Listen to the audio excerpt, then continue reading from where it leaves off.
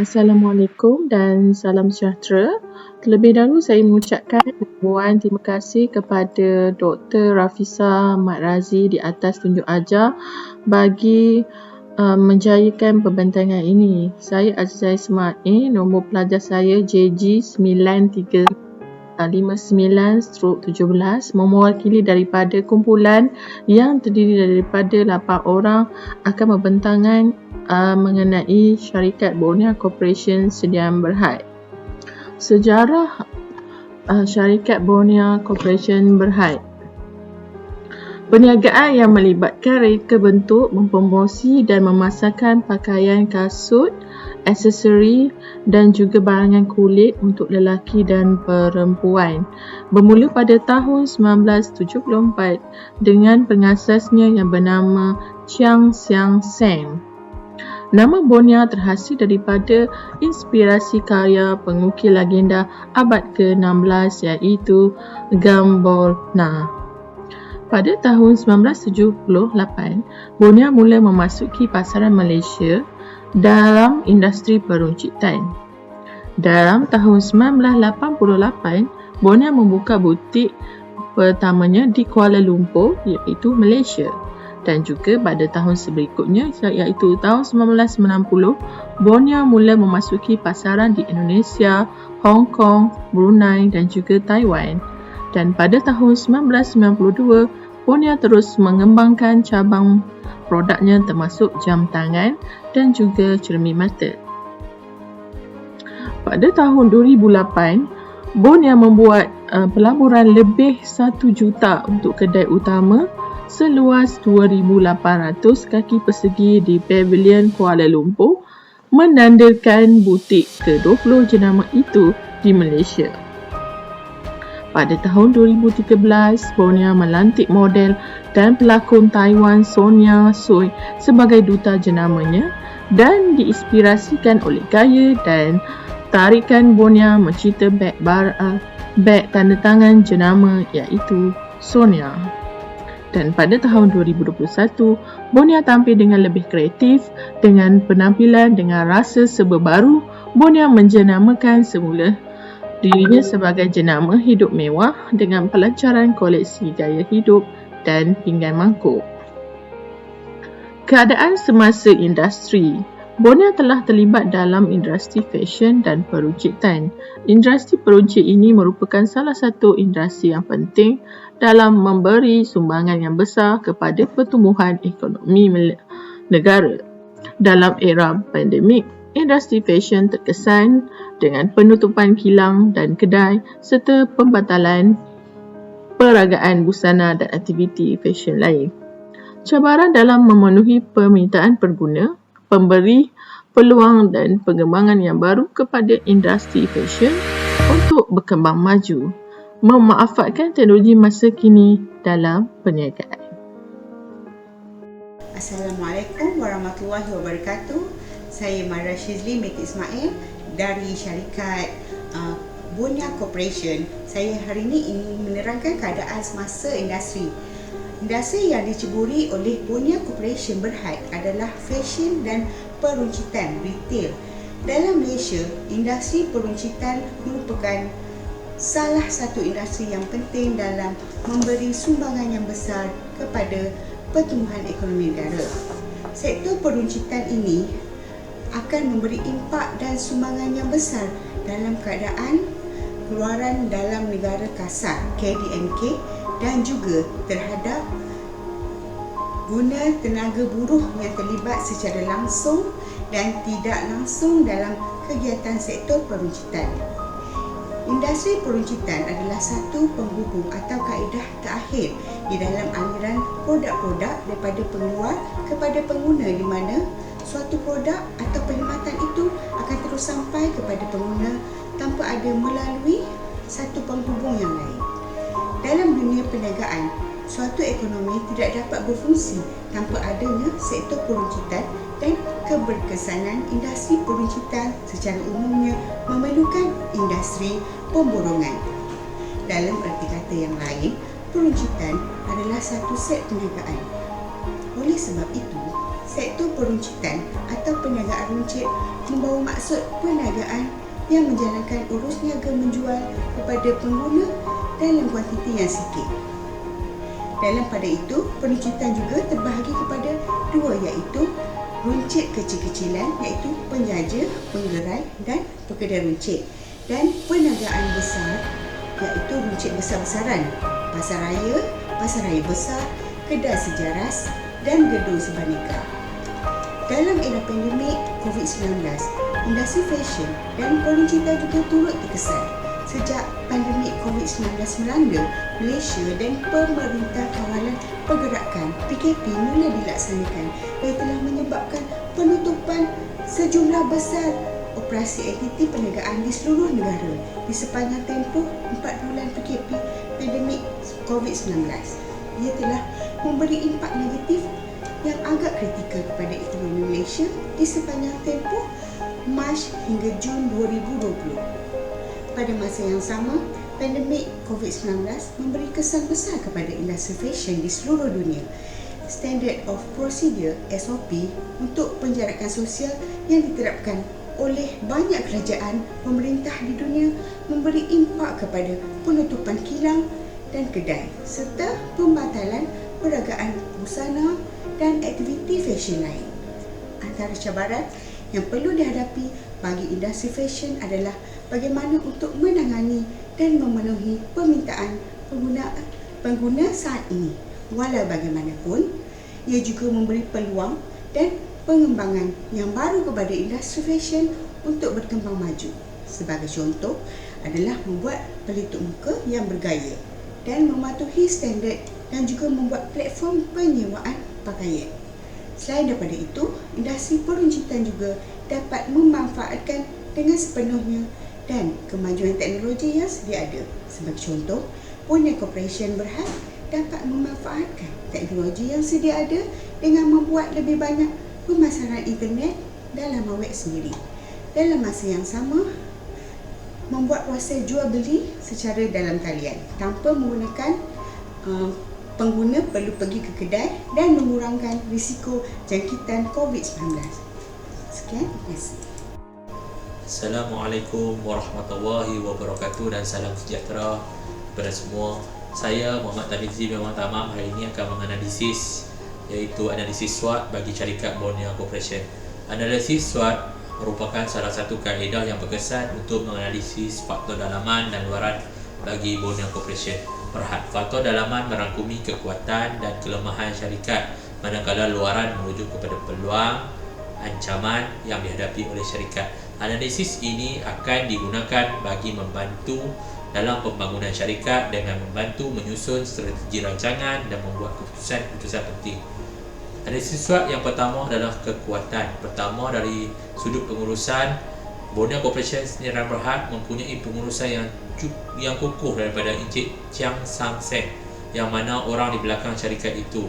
Sebagai permulaan daripada perniagaan beliau, Encik Chiang Sang Seng bermula dengan perniagaan reka bentuk kulit, pembuatan dan pemborongan barangan kulit di Singapura sebelum beliau mengembangkan perniagaan menjadi Ketua Pegawai Eksekutif Bonia.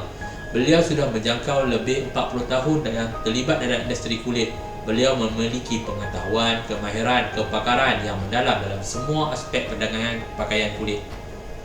Yang kedua, dari sudut pemasaran, Bonia Corporation Sdn Berhad merupakan pengilang, pemasar, pengedar runcit pakaian fashion lelaki dan wanita, menumpukan pada pengembangan luar negara yang lebih agresif. Yang ketiga, dari sudut penjenamaan yang mudah diingati dan dikenali oleh masyarakat. Jenama Bonia merupakan satu jenama yang mempunyai identiti yang kukuh dan telah dikenali ramai. Bonia yang diasaskan pada tahun 1974 dan ia telah dibangunkan selama 42 tahun. Yang keempat, mempunyai pekerja-pekerja yang terlatih. Bonia mempunyai pekerja terlatih dan mempunyai kemahiran yang tinggi dan memenuhi keperluan pelanggan mereka.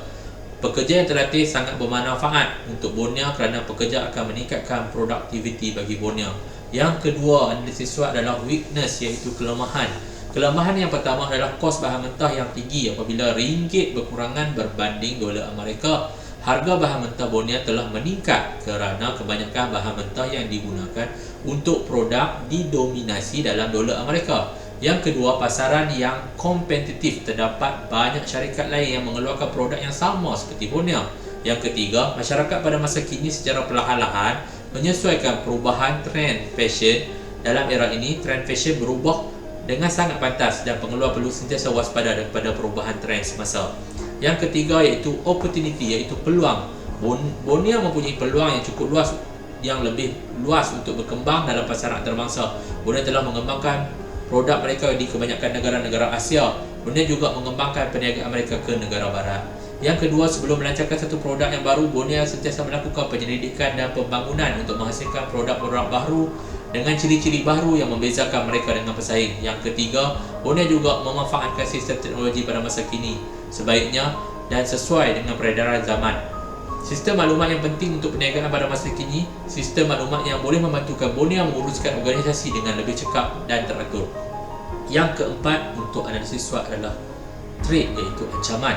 Sistem perniagaan tidak pernah lari daripada ancaman. Begitu juga dengan syarikat Bonia. Antaranya adalah pesaing yang kuat. Kini pesaing dalam industri fashion sangat sengit kerana terdapat banyak pesaing yang memasuki pasaran ini. Bonia terpaksa berhadapan dengan lebih ramai pesaing yang utama seperti Charles & Keith, Coach dan Gucci dalam fashion semasa. Bonia memastikan mereka mengenali dan kehendak keperluan orang ramai untuk memuaskan hati pelanggan mereka. Sekian, terima kasih. Assalamualaikum warahmatullahi wabarakatuh dan salam sejahtera. Saya Muhammad Rahmi bin Abdullah akan membentangkan berkenaan analisis nisbah kewangan untuk syarikat Bonia Corporation Berhad. Terdapat 5 kategori nisbah kewangan yang digunakan untuk tujuan analisis, pemantauan dan perancangan. Melalui analisis nisbah kewangan, ianya dapat membantu pihak pengurusan Bonia Corporation Berhad dalam mengenal pasti kelemahan dan kekuatan dalam firma. Analisis pertama adalah nisbah kecairan yang menunjukkan keupayaan Bonia Corporation Berhad untuk memenuhi kewajipan kewangan jangka pendek. Dalam jadual nisbah kecairan semasa Bonia Corporation Berhad dalam tempoh 3 tahun, pada tahun 2019, nisbah kecairan adalah 3.06, tahun 2020 ialah 2.79 dan tahun 2021 adalah 2.89. Melihat kepada jadual tersebut, walaupun berlakunya penurunan nisbah pada tahun 2020 sebanyak 0.27, tetapi berlaku peningkatan semula pada tahun 2021 kepada 2.89. Ketiga-tiga tahun menunjukkan nisbah kecairan melebihi daripada 1 dan ianya menunjukkan Bonia Corporation Berhad mempunyai aset yang mampu dicairkan dalam jangka masa pendek dan berkeupayaan membayar hutang syarikat. Analisis kedua adalah nisbah pengurusan aset atau dikenali sebagai nisbah aktiviti, di mana melalui nisbah ini akan menunjukkan tahap kecekapan syarikat Bonia Corporation Berhad menggunakan asetnya untuk menjana jualan. Berdasarkan jadual nisbah pengurusan aset, dapat dilihat bahawa nisbah pengurusan aset bagi Bonia Corporation Berhad menurun daripada 0.88 pada tahun 2019 kepada 0.45 pada tahun 2021. Ini bermaksud kecekapan Bonia Corporation Berhad untuk menjana jualan daripada jumlah aset mereka berkurang. Faktor yang memainkan peranan utama yang mengakibatkan penurunan nisbah pengurusan aset adalah disebabkan pandemik COVID-19. Disebabkan pandemik ini, jualan dilihat semakin menurun kerana pelbagai kawalan pergerakan yang dikuatkuasakan bagi mengekang penularan wabak ini. Analisis ketiga adalah nisbah hutang ataupun nisbah keberhutangan yang menunjukkan keupayaan firma untuk memenuhi kewajipan hutang jangka pendek dan tahap risiko struktur kewangan firma. Jadual nisbah hutang menunjukkan pada tahun 2019 adalah 0.11, pada tahun 2020 adalah 0.07 dan pada tahun 2021 nisbah hutang adalah sebanyak 0.14. Nisbah ketiga-tiga tahun tersebut adalah kurang daripada 1 yang menunjukkan bahawa tahap keberhutangan Bonia Corporation Berhad yang rendah dalam membayar aset untuk menjana jualan syarikat. Oleh yang demikian, syarikat tidak menghadapi masalah dalam peningkatan kadar faedah berikutan tahap keberhutangan syarikat yang rendah dan tidak memberi ancaman kepada struktur kewangan syarikat. Analisis keempat adalah nisbah untung atau keberuntungan yang digunakan untuk mengukur sejauh mana pengurusan Bonia Corporation Berhad menghasilkan keuntungan terhadap jualan, aset dan pelabur pemegang saham. Berdasarkan jadual nisbah keberuntungan, dapat dilihat bahawa keberuntungan kasar bagi Bonia Corporation Berhad di dalam trend menurun, di mana ianya adalah pada 54% pada tahun 2019 dan turun kepada 52% pada tahun 2021. Nisbah untuk bersih Bonia Corporation pada ketiga-tiga tahun dilihat kurang daripada 10% bagi tahun 2019, 2020 dan 2021. Biarpun jumlah jualan jumlah untung kasar dan untung bersih pada tahun 2021 menunjukkan penurunan yang ketara berbanding tahun 2019, dapat dilihat bahawa nisbah untung kasar dan bersih Borneo masih menunjukkan nilai yang positif.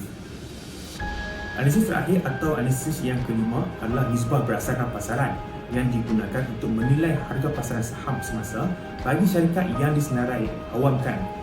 Nisbah pasaran digunakan oleh pelabur untuk menentukan sama ada syarikat tersebut adalah terlalu mahal atau terlalu murah. Nisbah pasaran yang selalu digunakan oleh pelabur-pelabur adalah earning per share. Nisbah pasaran ini didapati dengan membahagikan untung dengan jualan saham. Pengarah ini tidak mencerminkan harga sebenar saham tersebut, namun ianya boleh digunakan oleh pelabur untuk menentukan sama ada harga yang mereka bayar untuk saham tersebut berbalik atau tidak. Berdasarkan jadual nisbah pasaran Borneo Corporation Berhad, dapat dilihat bahawa nisbah pasaran bagi Borneo menurun daripada 8.97 sen pada tahun 2019 kepada 7.12 sen pada tahun 2021. Antara faktor yang menyebabkan penurunan ini adalah untung bersih Borneo menurun dengan nilai yang signifikan dari tahun 2019 ke tahun 2021. Itu sahaja pembentangan berkenaan analisis nisbah kewangan untuk syarikat Borneo Corporation Berhad. Sekian, terima kasih. Assalamualaikum warahmatullahi wabarakatuh. Saya Nur Syahidah binti Rusli akan menerangkan berkaitan dengan analisis STEP. Analisis STEP merupakan analisis yang digunakan untuk menilai faktor-faktor luaran yang akan mempengaruhi sebuah syarikat atau organisasi tersebut.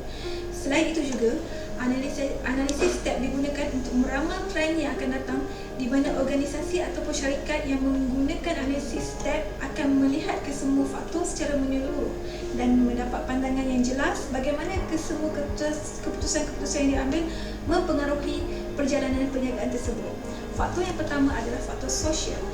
Faktor sosial berkait rapat tentang faktor seperti cara pengguna berbelanja, agama, cara hidup dan nilai kehidupan sesebuah masyarakat tersebut. Pandemik yang melanda pada ketika ini menyebabkan banyak perniagaan terjejas dan secara tidak langsung ianya menyebabkan orang ramai terpaksa mengutamakan keperluan seperti makanan, minuman dan tempat tinggal berbanding kehendak mereka sendiri. Faktor yang kedua adalah faktor teknologi. Faktor yang seterusnya mempengaruhi sebuah syarikat adalah teknologi. Dengan kemajuan teknologi, sesuatu barangan tersebut menjadi lebih mudah untuk dihasilkan.